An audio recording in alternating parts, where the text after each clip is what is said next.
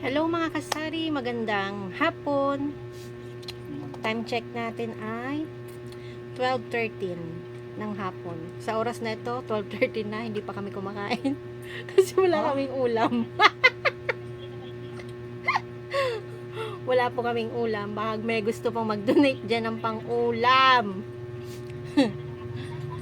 For today's video, ang aking share po sa inyo ay yung ganap kahapon, araw ng Sabado, at i-share ko po sa inyo yung aking transaction sa GCash.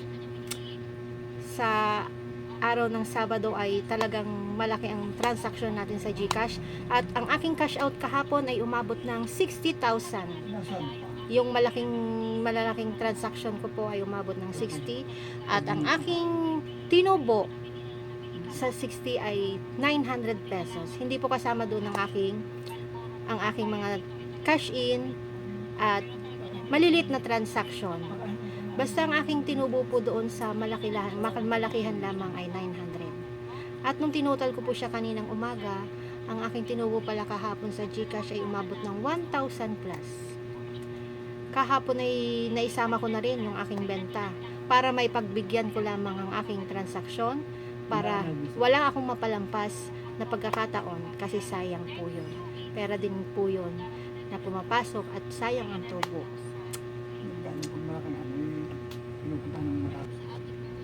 Kahapon pati ang aking benta sa tindahan ay naisama ko na nga para hindi tayo makalampas sa lahat ng mga dumadating na nagpapa-cash out. Pero syempre nagiging stricto naman po tayo mga kasari sa pagdating sa cash out. Hindi ko po ibinibigay ang cash nang wala pong dumadating na transaction na pera mismo sa GCash. Ngayon ay nawala na rin ang dumadating na confirmation sa inbox, kaya doon ko na lang tinitingnan sa aking transaction sa GCash mismo. At pag nakita kong dumating na, edi sama ng coke, mamaya putol mo na yan. Ang lugay. Ano? Coke. Mamaya kuha. Guys. Dahil wala nang dumadating sa ating confirmation sa inbox mga kasari, kung dati-rati hindi ako naglilista ng aking mga cash out, ngayon ay naglilista na ako para siguradong ang magki-claim ng pera ay hindi magdoble-doble. Nagsisigurado ako ngayon mga kasari, naglilista na ako, binibigyan ko ng oras ang paglilista sa lahat ng mga cash out. Pero ang cash in naman po ay hindi ko na inililista. Ang mahalaga ngayon sa akin ay ang cash out. Lahat ng magki-claim ng pera ay inililista ko sa aking notebook para kung sakaling hindi natin masabi, syempre panahon ngayon ay iba na po, diba? Hindi ko naman po nilalahat. Umiiwas lang ako sa maaring mangyari. Kaya ngayon, binibigyan ko siya ng oras sa paglilista. Inililista ko every cash out, ang reference number, kung magkano at kung anong oras. Yun po ang aking ginagawa sa ngayon, dahil nga po nawala na pong confirmation sa ating inbox. At napakalaking tulong po ng ating GCash.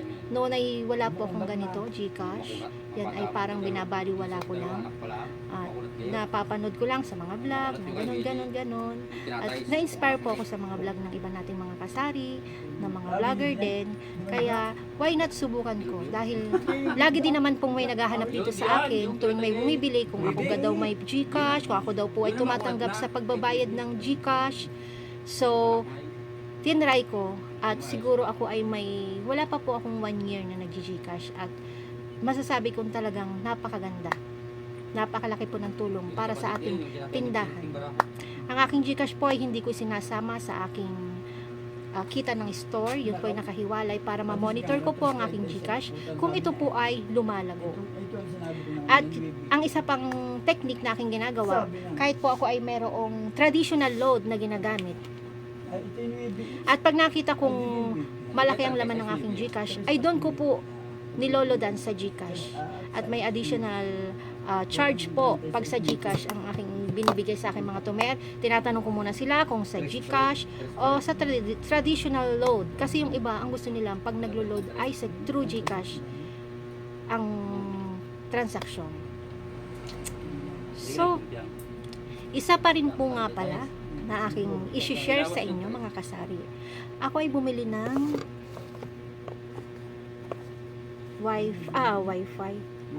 CCTV. Siya po ay Wi-Fi panorama camera. Siya po ay nakakonect sa aming Wi-Fi. Kasi lagi po ako nagkakamali mga kasari. Kayo rin ba? Ang 20 pesos at ang 50 pesos ay lagi kong napapagkamalan. Lagi akong nagkakamali. Ako ay nalilimutan ko kung yung binigay ay 50 or 20. So para maiwasan po natin ang debatihan sa ating mga tumer, ang pakikipagtalo kung ganito. Kasi madalas po ako ganun, tinatanong kung magkano, ay kung magkano iniabot ay sabi 50 pero ang tingin ko ay 20, ganun. Para maiwasan po natin ang mga ganong bagay at para hindi tayo makipagtalo sa ating mga tumer, ay ginawan ko na lang ng paraan. Ako'y bumili ng CCTV at inilagay ko dun sa tapat, sa labas, sa tapat mismo ng aking pinag-aabutan ng pera. Kaya pag may pagkakataong nagdadalawang isip ako kung magkano iniabot ng pera, so nire-review ko na lang sa aking CCTV. So para-paraan na lang mga kasari para hindi tayo hindi ko naman po nila lahat magkamali sa salitang pagkakamali na lang. Para maiwasan po natin ang pagkakamali dahil sa ngayon sa mahal po ng bilihin, ang magkamali ka ng 20 pesos, 50 pesos ay malaking bagay po sa ating tindahan. Kaya ginawan ko ng paraan para hindi tayo magkamali, re-reviewin na lang kasi minsan talagang ako'y malilimutin, hindi na maalis yun sa akin. Kaya yun ang aking ginawa mga kasari. Dito ko nga pala in-install ang aking CCTV sa labas katapat ng bumibili para kitang-kita ko ang iniaabot na pera. Kasi yun ang laging nagiging problema ko lagi. Nakakalimutan ko kung magkano ang iniabot na pera. Yung 20, lagi ko napapagkamalang 50 o kaya yung 50 napapagkamalan kong 20. Kaya para iwas debate at pakikipagtalo sa ating mga tumer, ay ginawan ko na ng paraan para hindi na tayo makipagtalo sa ating mga tumer. So yun lang po ang aking quick update ngayong araw na ito na linggo mga kasari. So tips ko lang po sa inyo, kung kayo'y wala pa pong GCash, itry nyo pong magkaroon. Dahil napakalaking tulong po sa ating tindahan ang magkaroon ka ng GCash. Lalo't ngayon ay cashless na. Pag may bumibili dito sa akin na tinatanong kung pwedeng through GCash, sabi ko oo naman. Pwede kayo magbayad ng through GCash. At ngayon napakaraming gamit ang GCash. Kaya hindi po kayo masisiro sa isang araw ay meron at meron kayong transaksyon sa GCash. So, yun lang pong update ngayong araw na linggo mga kasari. Happy Sunday everyone. Happy selling po sa ating lahat at God bless everyone. Bye! Kita-kits po tayo sa susunod ko pa pong mga videos. Thank you very much mga kasari. Bye!